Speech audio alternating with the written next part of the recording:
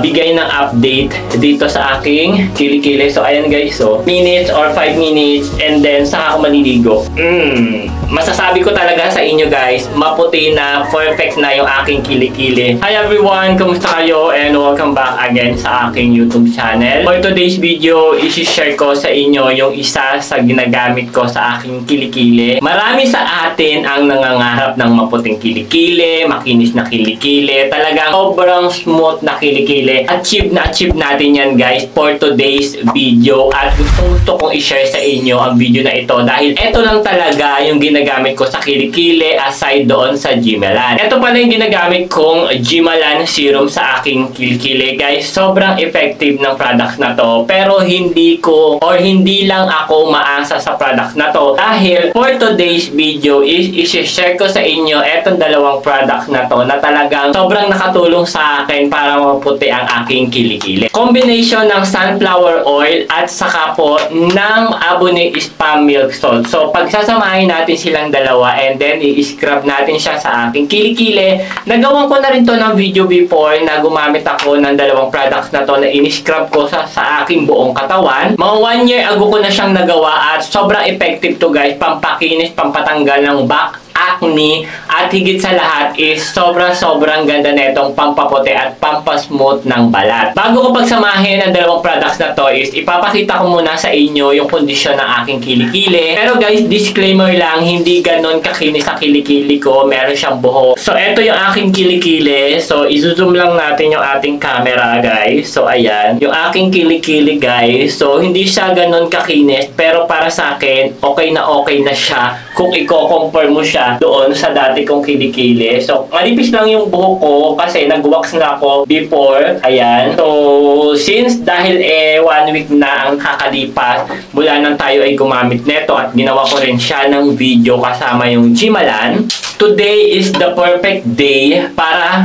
alam niyo yun, para i-demo at ipakita ko sa inyo etong mga products na to. Available to sa Watson, etong dalawang products na to. Naglagay na ako ng salt dito. Ayan, may asin na ako nilagay dito. Ang Abune Spam Milk Salt. And then, magpapump lang ako dito ng Human Nature Sunflower Oil. Ito lang talaga yung sunflower oil na ginagamit ko sa aking katawan. So, ayan, pagsasamahin ko lang silang dalawa. And then, pag ganito na yung kanyang texture guys, ayan no. Pag na-combine na siyang dalawa is ako siya i-apply sa aking kilikili. So, ipapakita ko sa inyo guys. Ayan. Ganyan lang yung ginagawa ko sa kilikili ko. I-scrub ko lang siya ng 5 minutes. Pero minsan, napapadalas ng 10 minutes yung pag-i-scrub ko or binababad ko siya after ko siyang ma-scrub. Para sa akin guys, okay na to. Okay na yung ganito kaputing kilikili oh. Diba? Kasi, alam nyo, ang hirap magpaputi ng kilikili ngayon. Sobrang dami na kasi naglalabas ng mga product. Hindi mo na talaga alam kung ano yung hihiyang sa'yo at kung ano yung effective na pampaputi ng kilikili. Pero I highly suggest and I highly recommend itong products na to kasi subok ko na talaga siya. Matagal ko na siyang ginagamit guys.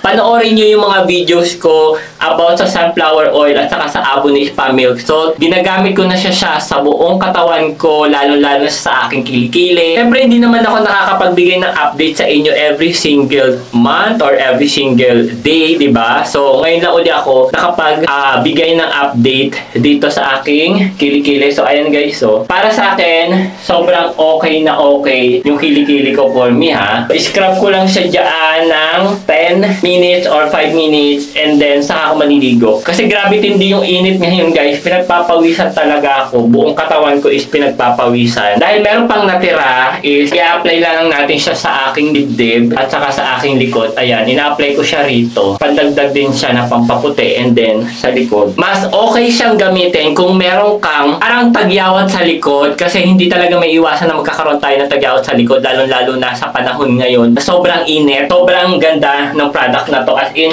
ang ganda ng dalawang products na to, combination. Then, bago kayo maligo, magpa-scrub kayo sa likod. Talagang todo i-scrub nyo lang siya. Then, after nyo maligo, dun nyo makikita, dun nyo mararamdaman na ang kinis-kinis ng likod ninyo. Talagang nalilesen niya yung back acne o yung tagyawat ninyo sa likod. Magpapump lang ako ng another sunflower oil kasi guys, idediretso ko na siya na maglalagay ako sa buong katawan ko and then sa aking, ayan, sa aking braso, i-demo ko na rin sa inyo. Matagal na panahon na akong matagal ko nang hindi ginagawa etong ganitong product. Mas madalas ko talaga siyang ini-scrub sa aking kilikili. So, ayan. Ipapakita ko sa inyo na, ayan, ini-scrub ko siya sa aking kilikili, sa aking buong tire body. Maririnig ninyo na talaga kumukuskus siya.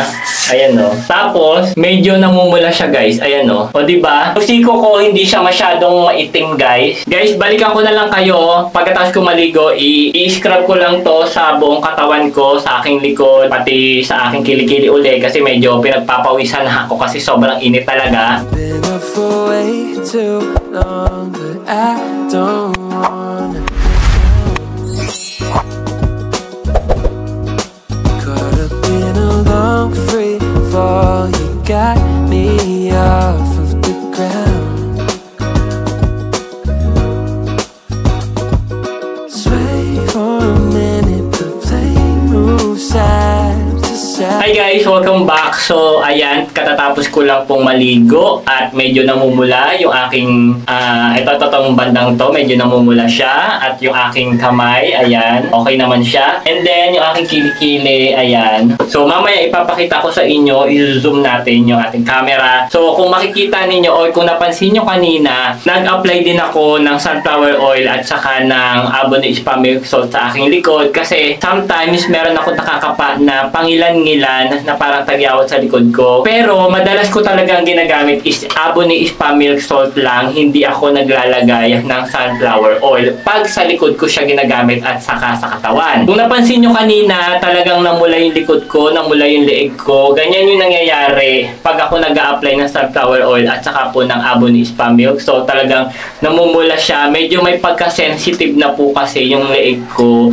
at saka yung sa may bandang collarbone ko. Kung mapapansin nyo, ayan o, medyo namumula yung collarbone ko at saka yung leg ko dito. Medyo may pagka-sensitive na po siya kaya bihira ko lang talagang gamitin yung Abonne Spa Milk Salt. At mamaya gagawa ko na isa pang video, i-share ko naman sa inyo yung sabon na ginagamit ko. Talagang sobrang mura ng sabon na to at mabibili nyo lang siya sa Dali. So abangan nyo yan on the next video. Ngayon, ipapakita ko na yung aking kilikili. So ayan guys, yung aking kilikili guys. So, masasabi ko talaga sa inyo guys, maputi na, perfect na yung aking kilikili. Maipagmamalaki ko na sa inyo guys. Ayan, walang makulimlim at walang madilim for today's video na kilikili. Yun nga lang guys, ayan, medyo nai-irritate yung aking leeg pagka gumagamit talaga ako netong sunflower oil. But anyway guys, sa lahat po ng mga gustong sumubok ng products na to, netong dalawang to,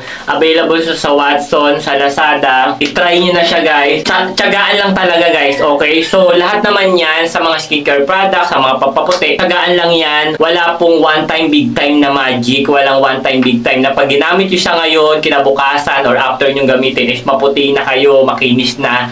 Talagang due process talaga yan. Basta consistent is the key. Gamitin nyo lang siya kahit 3 beses sa isang linggo. Huwag nyo lang siyang araw-arawing gamitin kasi baka naman magsugat at mamula yung kilikili ninyo kung everyday nyo naman siyang gagamitin. I highly suggest na gamitin nyo siya at least 3 times a week. Enough na yun guys. Tapos maximum na ibabad nyo siya 5 minutes. Kung kaya nyo ng 10 minutes, sige go 10 minutes. Pero hindi ko nire-recommend sa inyo na 10 minutes kasi depende pa rin yan sa pangangailangan ng balat ninyo at depende pa rin yan kung gaano ka-sensitive yung balat ninyo, lalo-lalo na dyan sa kilikili. So yun lang yung aking video for today. Sana nakatulong ako kung paano malunasan yung makulimlim at madilim ninyong kilikili at maging maputi kagaya sa akin. So kung gusto ninyo ng ganito kaputi, subukan nyo na yung mga products na to at available lahat siya sa Watson at saka po sa Lazada. Maraming salamat sa walang sawang sumusuporta sa akin. Kaya naman kung hindi ka pa nakasubscribe, mag-subscribe sa aking YouTube channel. I-click yung katabing bell notification at paki-like na rin ang video na to at mag-comment ka dyan sa baba kung nagustuhan mo ba ang video na to at kung may bala ka bang gamitin ang mga product natin for today's video. So yun lamang po and magkita-kita ulit tayo sa aking susunod na vlog. See you on the next vlog. Bye!